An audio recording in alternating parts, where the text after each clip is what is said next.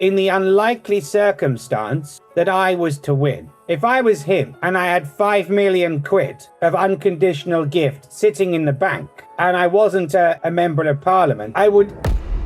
What's your favourite biscuit? Good question.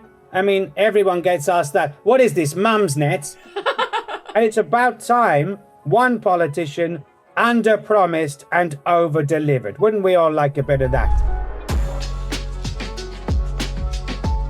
The Clacton by-election is this week, and Helen and I are joined by a very special guest. For audio listeners, we both have bins on our head, which is known in the trade as a visual clue.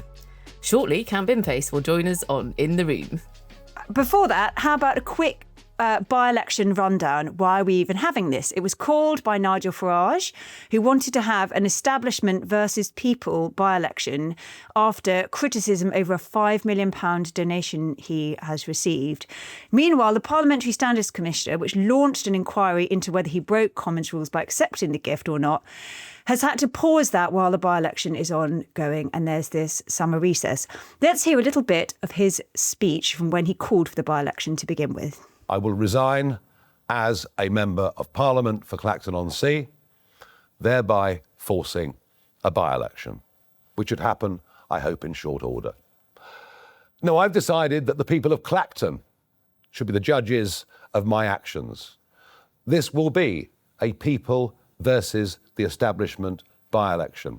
So just a reminder, the main party candidates are not standing, so there's no Conservative, Labour, Lib Dem, Green or Restore candidates, and it's still the longest ballot paper in British political history. Yes, it's a veritable who's who of people you weren't quite expecting. Let's call them fringe characters. There are 3 rivals, mainly, that we're interested in. The monster raving loony party, Nick, the incredible flying brick, Baron von Thunderclap and Howling Lord Hope. The person we are most excited about, though, of course, is Count Binface. This is the 7th election that he's run in under that name, having previously been Lord Buckethead when he took on Theresa May in 2017. And he's currently polling at 20%, which is really very respectable, except that Nigel Farage is polling at 73%. Count Binface last week released a brilliant election video on X. Let's have a quick look. Clacton is a special place, so cast your vote for me. I'm Count Binface.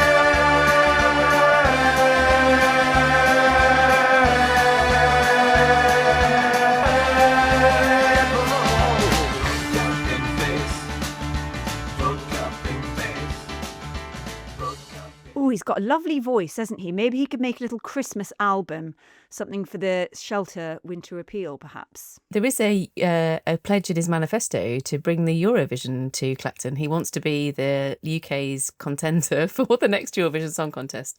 So, more jingles, less rhymes. And we should say that one of the reasons that Count Binface has come on our podcast is because I'm chair of Shelter, the housing and homelessness charity, and Count Binface has supported Shelter for a long time. So we are super grateful for him for coming on and for The Independent for supporting Shelter in our winter appeal next winter. I'm Helen MacNamara. I'm now taking my bin off because I actually can't cope with that.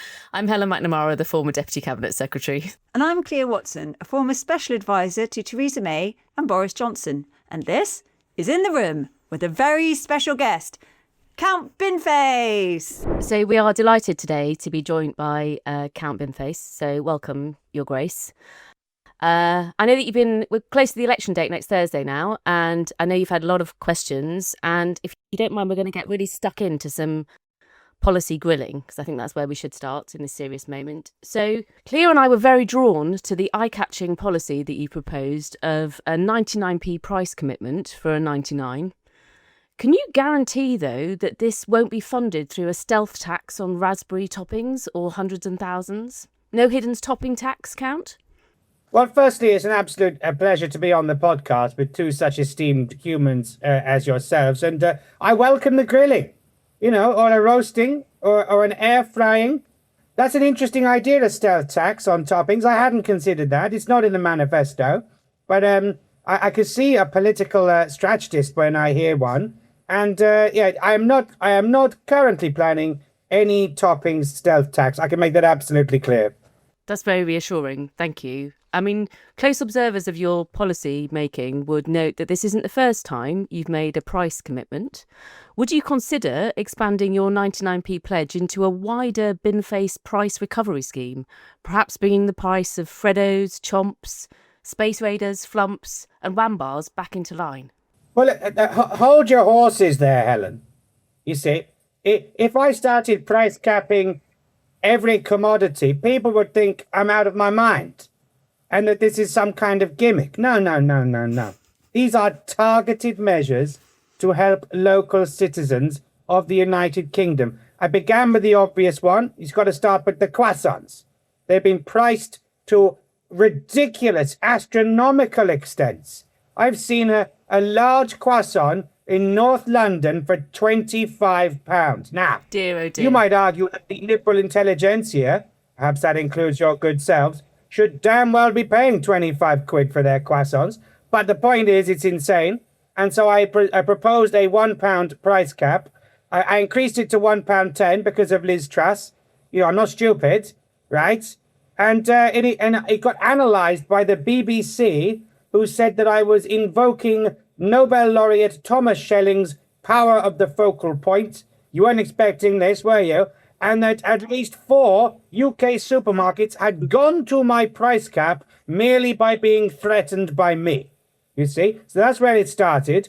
But now, of course, depending on the election, you've got to tailor it to the people. So up in Makerfield, I thought, what beautiful delicacy would they like to have more affordable? And of course, I landed upon the Wigan kebab. Tremendous. £2, a fair price for a Wigan kebab.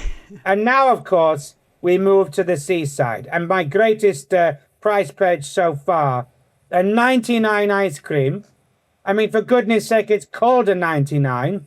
Once upon a time, it cost 99. I know that's not why it's called that, so they can't get me on that. But hey, I've seen in Frinton, on my travels, how much do you reckon for a 99, a little soft serve and a little flake in the top? What do you reckon? Well, somebody told me they'd paid £4.50 for a 99 only the other day. There you go, you see. Is that right? No.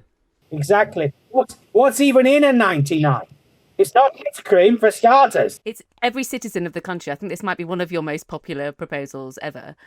I think it is. It's been polled that way. It was 380 in Frinton. So actually, compared to London, they're living a charmed life. But my deal is, I've seen the odd ice cream vendor matching my price cap already. So it can be done. And maybe we can subsidise it with my windfall tax on cosy crime novels by celebrities. How about that? I think it's a compelling economic policy, although I do worry a bit that you're giving the new Prime Minister an idea that there should be a geographically specific tax on London pastries, which I think I would have to quibble with. Well, but if you think if it takes me to figure out that the new Prime Minister might have measures which are slightly skewed against London, me thinks he might be doing that already. Fair, entirely fair. Can we move on to one of your other policies, which again has appeared in a number of your manifestos, which is the pledge to have one affordable home built? Can we start with how big is this home? No.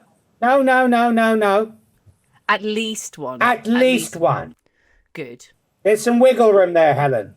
I see that. I think you're practice at politicianing. So the charity Shelter, which we both support, thinks we need 90,000 social housings built every year for the next 10 years to put a roof over people's heads. So why do you always have housing commitments in your manifestos, Count, if I can ask you? Well, actually, I'm really gratified you should ask me. And that's true. Shelter and the cause of homelessness is very dear to my central fluid pumping organ. I truly believe in this. I mean, obviously, there is a ribald element in that every single government has a housing target and they steadfastly failed to meet them. The current Labour government, Angela Rayner, who's back, the return of the Rayner, she says that the current government, she was basically saying on the radio they won't hit their 1.5 million house target in this parliament. She even invoked my policy when the interviewer accidentally said 1.5 houses. And she said that's another Catholic policy. So they all know about it. And it's about time one politician under-promised and over-delivered. Wouldn't we all like a bit of that? Yeah. But going forward, of course, 90,000 a year. Of course I abide by Shelter's suggestions, and it's a huge problem in the UK, and there's all kinds of reasons for it. I think the current Prime Minister understands that what happened in the 1980s has had serious knock-on effects for social housing, council housing, and the like. And yes, we came a bit serious here, aren't we? But it's okay, because in the meantime, while those new houses are built, I say that the British people requisition royal palaces, except one of them. They can have one. It's one family. They can have one palace. The rest of them can be turned into shelters and refuges for people who need a roof over their head. How dare that one family have something like 6 or 7 giant palaces on the British taxpayer? What a symbol it would be to the world if they gave up Buckingham Palace. They don't even like it. They hate it, Helen. So why not do the honourable thing and give it to the people? How about that? You have read my mind, because my question was going to be, if you could turn a public building into social or affordable housing, what would it be? And there you are, Buckingham Palace. We've done that. There we are. So another policy that you have had in a number of your manifestos is about the location of hand dryers, which is referred to in your manifesto this time. Do you think that, starting with the Crown and Anchor, it would seem from your exploration of different constituencies around the country that this is in fact a nationwide issue about the location of hand dryers in toilets? And I wondered whether it was time to start a kind of cross-party process to get some consensus around whether there should be statutory regulations of these things. Would you be prepared to join such a process? Well, now you're talking my language. Here we go. This is exactly why I come on an esteemed podcast like this. Do I think there should be an all-party parliamentary group, Cleo's licking her lips on that, an APPG, on hand dryer location in public houses? Yes, I bloody do. I must say, must correct you, I have heard of no such travesty at a pub called the Crown and Anchor, although I'm sure that's possible. I think you're referring to either the Crown and Greyhound in Dulwich, that's a nasty one, but most important, of course, the Crown and Treaty in Uxbridge, where it is started, and where I have signed a treaty in the Crown and Treaty, with the Crown and Treaty, that they will move the dryer when I'm elected. That's democracy. But you may also note, in the new manifesto, I've actually highlighted a new disgraceful placement in the Great Himalayas restaurant in Southport. My goodness me, it's like the opposite of one of the 7 wonders of the world. There are going to be human males air frying their genitals every night. It's disgraceful. It needs to change. We can't have that. Absolutely. We stand with you on those policies, and I can only apologise for my misplaced crowns. I'm quite fond of the Crown and Anchor. It just came automatically to me. I think if you look at next week's election, and obviously Cleo is the expert on this, but it looks like you're going to get your highest number of votes in any election you've stood in. So if we were to just wind that forward to, what might happen over the period of time, it's quite possible that the Binface party will be in office at some point in the next century. And I wonder if we can just ask you to put your mind there. So, thinking about a cabinet of counts, what's the cabinet job you've got your eye on? A cabinet of counts? That sounds rather similar to what we had under Boris Johnson. I said it very carefully. Yes, it's important. It's very important. Well, I mean, that's very kind of you. I mean, I must correct you that there is no way in a million Earth years that the Clacton by-election will be my best result. It's impossible. Because, if I'm right, there are something in the region of 53,800 homes. I'm not sure how many people are going to vote. And in the London mayor election in 2021, if you include first and second choices, I got 92,896. Not too shabby. I literally cannot beat that score. So, but I think you're thinking parliamentarily. And in that field, my record so far is 308 in a factual election, 309 in a fictional election, because I did a cameo on that show Industry, and they said, how many votes do you want? And I said, well, my record's 308, so could I pretty please have 309? So they did that. Lovely. So if I get 310, we're in business, guys. Come on. Amazing. And if you were to do even better than that, imagine a world, which we can all do at this stage in the electoral process, that you actually win in Clacton next week. Do you have any advice for your opponent about what he should do with himself if he is not successful returning as the MP? Well, if I were in Nigel's shoes, he's no doubt very lovely shoes, I'm sure. That if in the unlikely circumstance that I was to win, if I was him and I had 5 million quid of unconditional gift sitting in the bank and I wasn't a member of parliament, I would excuse him going straight off to the nearest Ferrari showroom. I mean, fair's fair. The guy would need a bit of retail therapy, right? Because he's so anti-establishment, he wouldn't do that. He'd go to the rough trade shop at Brick Lane and get himself some indie. Inevitably. Right, well, thank you. I'm going to hand over to my co-host, Cleo, to just do a very quick fire on the classic political questions. Cleo. Count Binface, or I suppose we should say your space grace. Is that the proper way to refer to you? I'm going to do a very quick fire. Oh, good. Lovely. Okay. On the next leaflet. What's your favourite biscuit? Good question. I mean, everyone gets asked that. What is this, Mum's Net? Yeah, this is the classic political. It's all the gotchas. Yeah, exactly. Well, I'm going to go. The obvious answer is the Jaffa cake, because is it a cake or is it a biscuit? I am a unifier, Cleo, and so it doesn't matter because I'm from another galaxy. So I'm bringing the Jaffas into the argument. How about that? Blowing it wide open. I like that. You had a bit of trouble drinking your coffee before we got started. So here's a two-parter. The first is, can you confidently eat a bacon sandwich? And secondly, are you tough enough? Well, that's excellent questions there. I know where you're going with it. Firstly, can I eat a bacon sandwich? No. So can I eat it confidently? No. Can I laser it and vaporize it and inhale the fumes gaseously? Yes. Would that look less weird than Ed Miliband? Yes. And am I tough enough? Hell yes, I'm tough enough. Excellent. That is good. Your space grace, what's the naughtiest thing you've ever done? Oh, that's easy. In fact, I ran through some fields of cyber wheat. Twice. My goodness. The space farmers must have been furious. Okay, I've got my last two.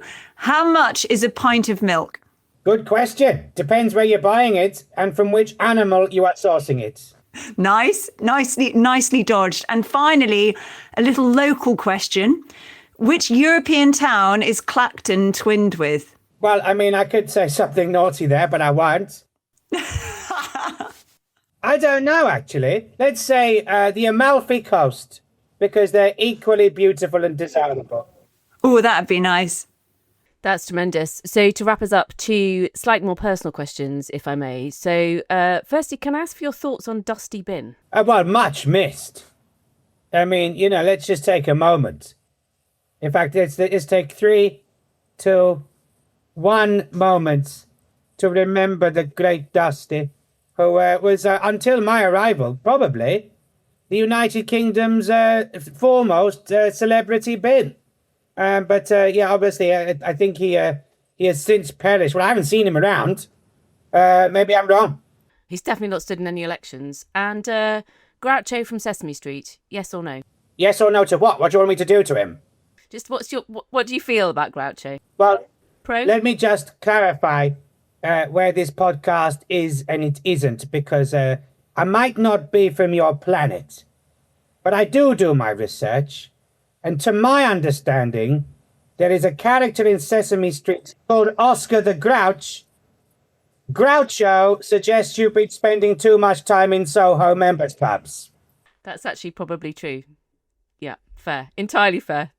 How about this? Star Wars or Star Trek? Well, both excellent documentaries, I have to say. And, having had a time machine, I can tell you which one's nearer the truth.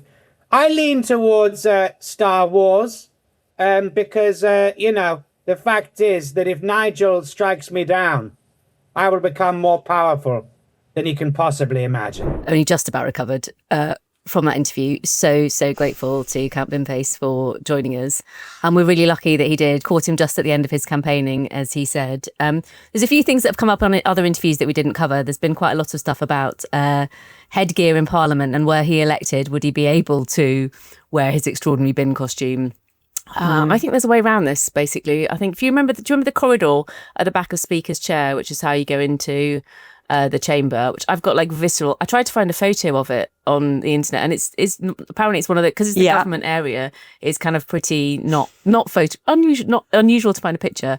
But I was thinking you could like carve out a like swing bin sort of arrangement at the top of the.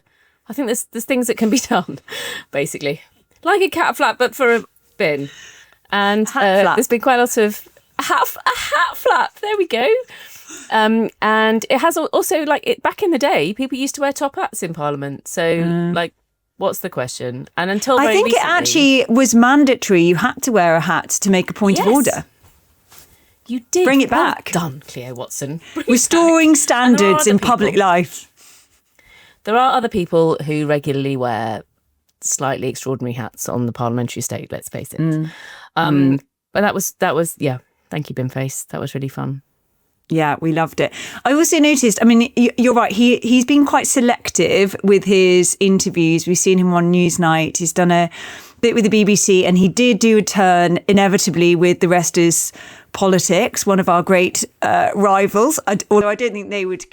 I don't think they consider us rivals, to be totally honest. I noticed on there that Rory Stewart offered to provide his expert advice on how to engage the electorate based on his failed, I'm afraid, mayoral bid, where, if you remember, he sort of bowled around London, staying in people's houses. It was sort of he was like the pre-Mandami man.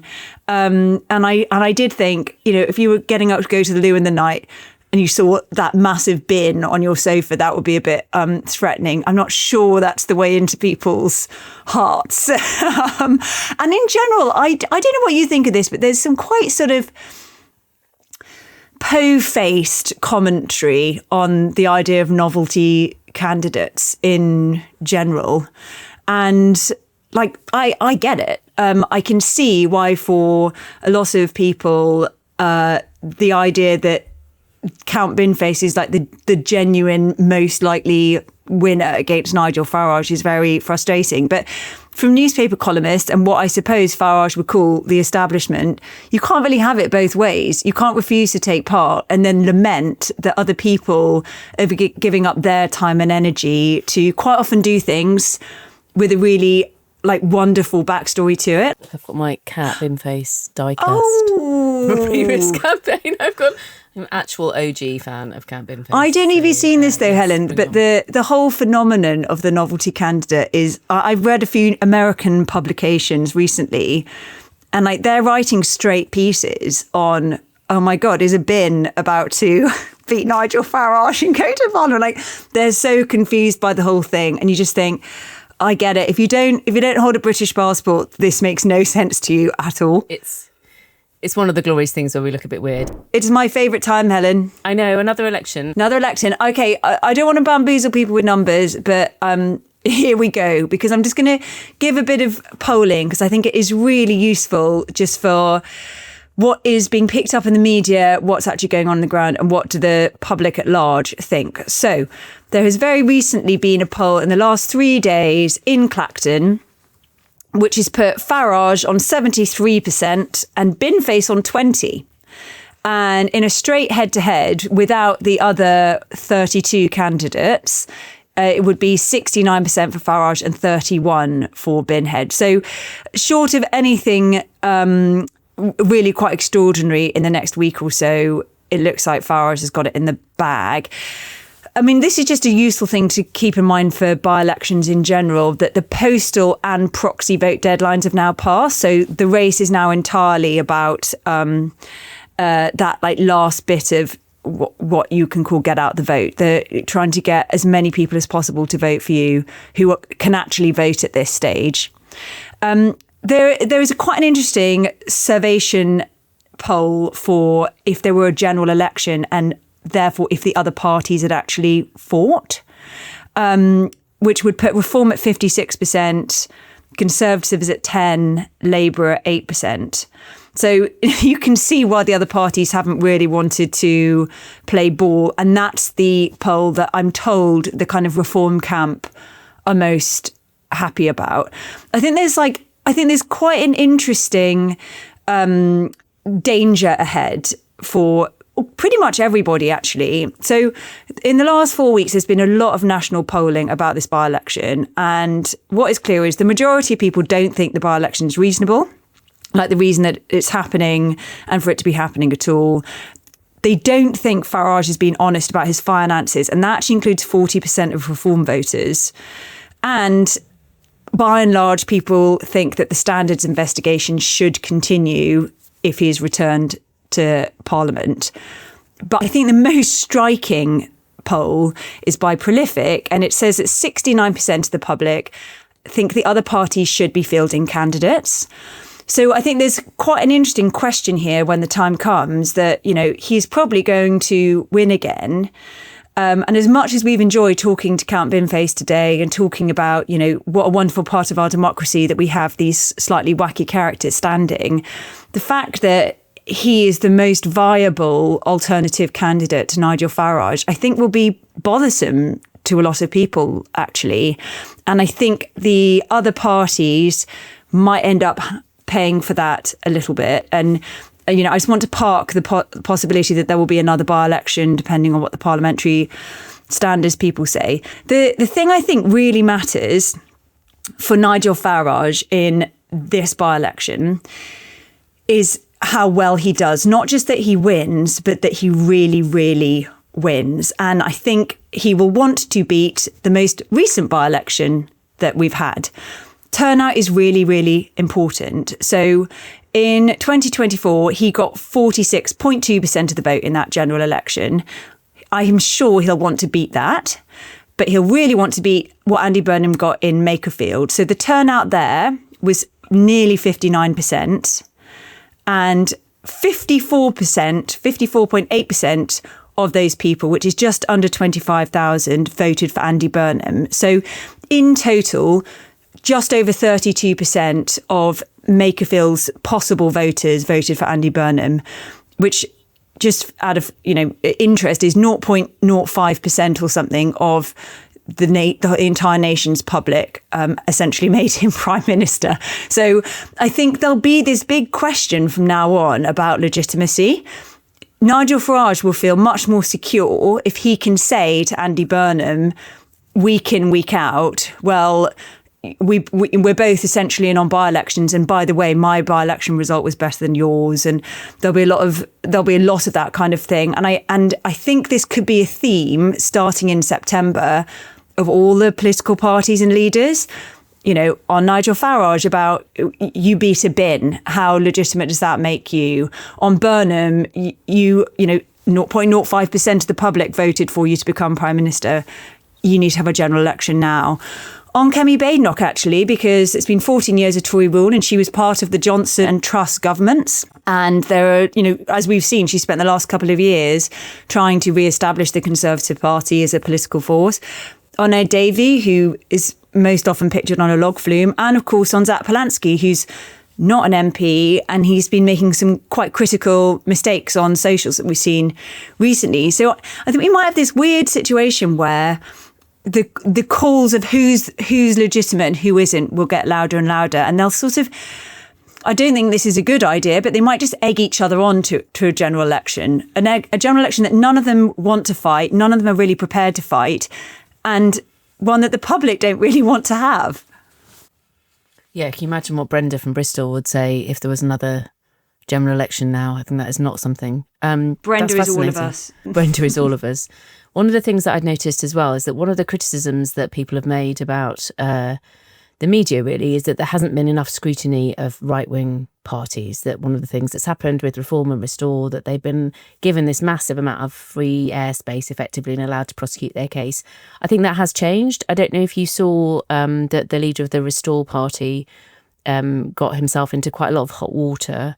That's Rupert Lowe on the Today programme last week, because Restore had published this extraordinary document, which is just super ugly, about saying that white Britons are going to be outnumbered, and defining a white Briton as somebody whose parents had been born in the UK, which the Today programme skewered him somewhat by asking him if that meant the king was not in fact a white Briton because the king's father was born in Greece. So astonishingly, Rupert Lowe couldn't answer that question. So he didn't have clarity on whether our own king counted as a white Briton. So there you go. So, hurrah for scrutiny. And there's been a bit of stuff about a pact between Restore and Reform. I don't know if you saw that. Yes, I just want to dwell just for 1 second on this whole pact business. So people might remember that Nigel Farage and the majority of his Reform Party had an extraordinary bust-up with Rupert Lowe, who had been a Reform MP. A Reform MP.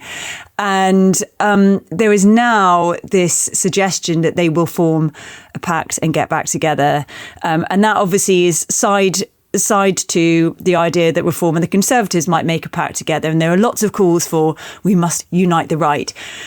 Just in my rich and enjoyable experience with a lot of kind of right and centre right-leaning characters, they all fall out with each other in the end. And there are brief moments when they're all super cosy and they get back together, and they're terrifically good at pulling chunks out of each other. People might remember that you can have these strange situations. There's that famous Rose Garden speech where Nick Clegg and David Cameron suddenly became best friends, having had a very brutal general election against each other. People in this kind of same wing of politics tend to be even more bitter and ridiculous, and it's like Desperate Housewives, essentially, how quickly they can seem to repair relationships and then fall out all over again. So this might be a kind of strange brief reprieve while they all look at the polling numbers and think, gosh, wouldn't it be good if we could all sort of pool people together? Unfortunately, personality gets in the way, and these guys have egos like you wouldn't believe, and I just don't foresee happy, contented times ahead. There you go. So thank you so much for listening. Remember to follow us on your podcast player of choice and leave us a 5-star review if you enjoyed it. You can also follow us on Instagram. We are at intheroom.pod. And please do keep those emails coming. We really enjoy reading them. Our email address is intheroom@independent.co.uk. This podcast is part of the Independent Podcast Network. Our executive producer is Rod Ardahali, our producer is Sam Durham, and our video editor is Edward Lomas. Next week, we will resume our In the Room summer series, lessons for number 10. So stay tuned.